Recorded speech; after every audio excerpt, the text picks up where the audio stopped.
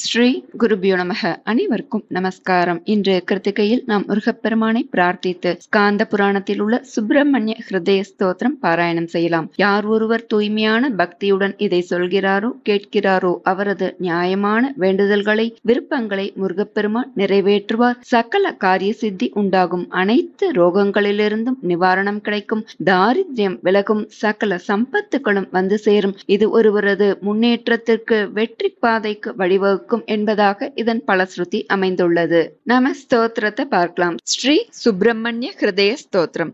அஸ்ய ஸ்ரீ சுப்பிரமணிய ஹிருதய ஸ்தோத்திர மகாமந்திரஸ்ய அகஸ்த்யோ பகவான் ரிஷிஹி அனுஷ்டுப் சந்தக ஸ்ரீ சுப்பிரமணியோ தேவதா சௌம் பீஜம் ஸ்வாஹா சக்திஹி ஸ்ரீம் கீலகம் ஸ்ரீ சுப்பிரமணிய பிரசாத சித்யர்த்தே ஜபே விநியோகக ध्यानं षड्वक्त्रं शिखिवाहनं त्रिनयनं चित्राम्बरालङ्कृतं वज्रं शक्तिमसिं त्रिशूलमभयं केटं धनुश्चक्रकं पाशं कुक्कुटमङ्कुशं च वरदं दोर्भिर्ददानं सदा ध्यायामीप्सितसिद्धिदं शिवसुतं श्रीद्वादशाक्षं गुहं सत्यलोके सदानन्दे मुनिभिः परिवेष्टितम् पप्रचुर्मुनयः सर्वे ब्रह्माणं जगतां गुरुं भगवन् सर्वलोकेश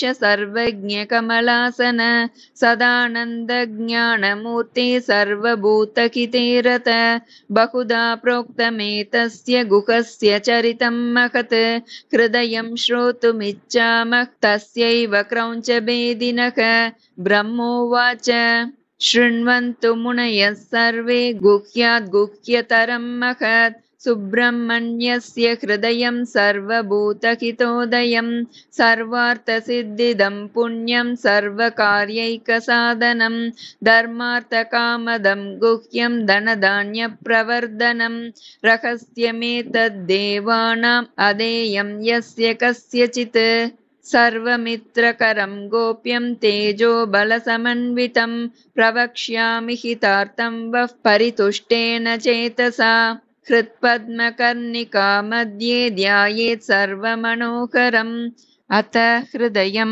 सुवर्णमण्डपं दिव्यं रत्नतोरणराजितं रत्नस्तम्भसहस्रैश्च शोभितं परमाद्भुतं परमानन्दनिलयं भास्वत्सूर्यसमप्रभं देवदानवगन्धर्वगरुडैर्यक्षकिन्नरैः सेवार्थमागतैः सिद्धैः साध्यैरद्युषितं सदा महायोगीन्द्रसंसेव्यं मन्दारतरुमण्डितं मणिविद्रुमवेदीभिर्महतीभिरुदञ्चितं तन्मध्येऽनन्तरत्न श्रीचटामण्डलशोभितं रत्नसिंहासनं दिव्यं रविकोटिसमप्रभं सर्वाश्चर्यमयं पुण्यं सर्वतः सुपरिष्कृतम् तन्मध्येष्टदलं पद्मम् उद्यदर्कप्रबोधयं निगमागमरोलम्बलम्बितं चिन्मयोदयं दिव्यं तेजोमयं दिव्यं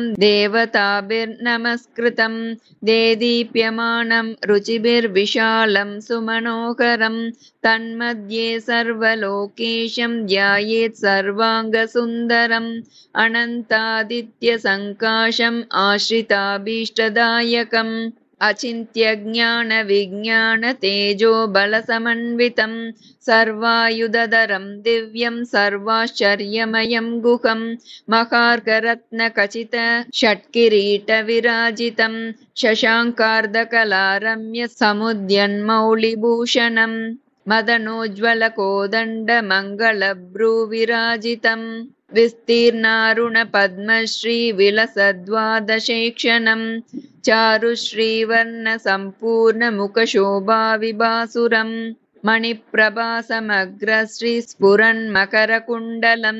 लसद्दर्पणदर्पाढ्यगण्डस्थलविराजितं दिव्यकाञ्चनपुष्पश्रीनासापुटविराजितं मन्दहासप्रभाजालमधुराधरशोभितं सर्वलक्षणलक्ष्मीभृत्कम्बुकन्दरसुन्दरं महानर्गमहारत्नदिव्यहारविराजितं समग्रनागकेयूरसन्नद्धभुजमण्डलं रत्नकङ्कणसम्भास्वत्कराग्रश्रीमहोज्ज्वलं महामणिकवाटाभवक्षस्थलविराजितम् अतिगाम्भीर्यसम्भाव्य नाभीनवसरोरुहं रत्नश्रीकलिताबद्धलसन्मध्यप्रदेशकं स्फुरत्कनकसंवीतपीताम्बरसमावृतं शृङ्गाररससम्पूर्णरत्नस्तम्भोपमोरुकं स्वर्णकाहलरोचिष्णु जङ्गायुगलमण्डलं रत्नमञ्जीरसन्नद्धरमणीयपदाम्बुजं भक्ताभीष्टप्रदं देवं ब्रह्मविष्णुवादिसंस्तुतं कटाक्षैः करुणादक्षैस्तोषयन्तं जगत्पतिं चिदानन्दज्ञानमूर्तिं सर्वलोकप्रियङ्करं शङ्करस्त्यात्मजं देवं ध्यायेच्चरवणोद्भवम् अनन्तादित्यचन्द्राग्नितेजःसम्पूर्णविग्रहं सर्वलोकैकवरदं सर्वविद्यार्थतत्त्वकं सर्वेश्वरं सर्वविभुं सर्वभूतहिते रतं एवं ध्यात्वा तु हृदयं षण्मुखस्य महात्मनः सर्वान् कामान् वाप्नोति सम्यक् ज्ञानं च विन्दति शुचौ देशे समासीनः शुद्धात्मा चरिताग्निकः प्राङ्मुखो यतचित्तश्च जपेद्हृदयमुत्तमम् सकृदेवमनुं जप्त्वा सम्प्राप्नोत्यखिलं शुभम् इदं सर्वागहरणं मृत्युदारिद्र्यनाशनं सर्वसम्पत्करं पुण्यं सर्वरोगनिवारणं सर्वकामकरं दिव्यं सर्वाभीष्टप्रदायकं प्रजाकरं राज्यकरं भाग्यदं बहुपुण्यदम् गुह्याद् गुह्यतरं भूयो देवानामपि दुर्लभम् इदं तु न तपस्काय न भक्ताय कदाचन न चाशुश्रूषवे देयं न मदान्धाय कर्हिचित् सच्चिष्याय कुलीनाय स्कन्दभक्तिरताय च सतामभिमतायेदं दातव्यं धर्मवर्धनं य इदं परमं पुण्यं नित्यं जपति मानवः तस्य श्रीभगवान् स्कन्दः प्रसन्नो भवति ध्रुवम् इति श्रीस्कान्दपुराणे श्रीसुब्रह्मण्यहृदयस्तोत्रं सम्पूर्णं श्रीगुरुभ्यो नमः. இந்த நன்னாளில் இதை ஒருமுறை பாராயணம் செய்வதால் சகல காரிய சித்தி உண்டாகும், அனைத்து ரோகங்களிலிருந்தும் நிவாரணம் உண்டாகும், தாரித்யம் விலகும், சர்வ சம்பத்துகளும் வந்து சேரும், அனைத்து விருப்பங்களும் நிறைவேறும் அப்படின்னு இந்த ஸ்தோத்திரத்துல சொல்லப்பட்டிருக்கு. நாம் இந்த நன்னாளில் பாராயணம் செய்து பலன் பெற்றிடுவோம். நல்லதே நடக்கும். நமஸ்காரம்.